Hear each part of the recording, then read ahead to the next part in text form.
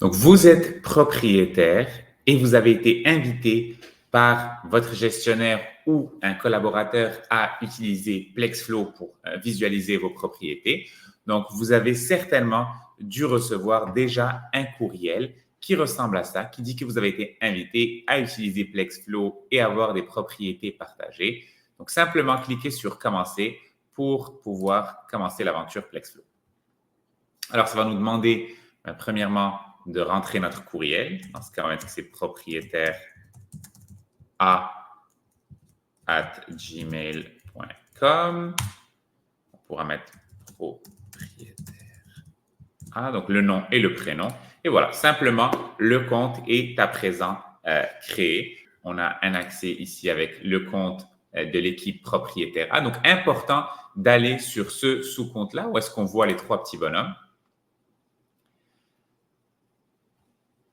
Et à partir de là, on voit les propriétés qui nous appartiennent et qui ont été partagées par le gestionnaire. Alors, on peut les voir ici. Maintenant, qu'est-ce qui est intéressant et qu'on peut faire en tant que propriétaire? Première des choses, on peut aller voir nos bordereaux de paiement qui ont été payés par le gestionnaire, par exemple. Donc, dans ce cas-ci, on irait dans Paiement. Ensuite, on a directement accès aux bordereaux de paiement. Je vois qu'il y en a eu un seul pour le mois de juillet qui a été généré. Et en cliquant dessus, ça me permet de visualiser les différents loyers qui ont été déposés et transférés avec les différentes méthodes, donc que ce soit Interac ou chèque, par exemple, et que je peux imprimer si je le souhaite. Deuxième chose intéressante, ça serait de pouvoir voir les demandes de réparation constamment sur nos différentes unités. Donc, on peut voir ici toutes les demandes par priorité, par statut, si elles sont déjà assignées à une personne ressource comme un plombier, ainsi que toutes les informations dont on a besoin sur les demandes.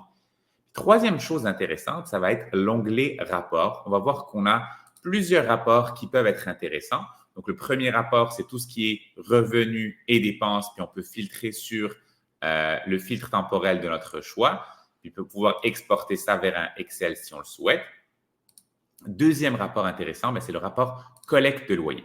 Donc, le rapport collecte de loyer nous donne un statut réel du pourcentage de loyer collecté à un mois donné. Donc là, j'ai sélectionné ce mois-ci, comme j'aurais pu prendre le mois dernier, par exemple. Je vois que 71% des loyers ont été collectés. Donc, 7 111 $ de reçus sur 10 041 de loyer total et qu'il manque un 2 930 à collecter. Puis en cliquant dessus, ça me montre vraiment tous les loyers qu'il faut collecter, que je peux avoir une ventilation en cliquant dessus et voir c'est quel locataire qui a une balance.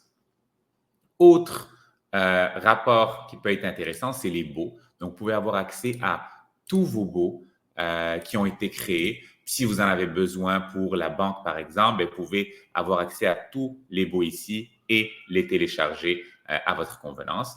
Et dernier rapport intéressant, c'est le rapport propriétaire que vous pourrez générer quand vous voulez, par exemple, pour le mois de juillet 2024.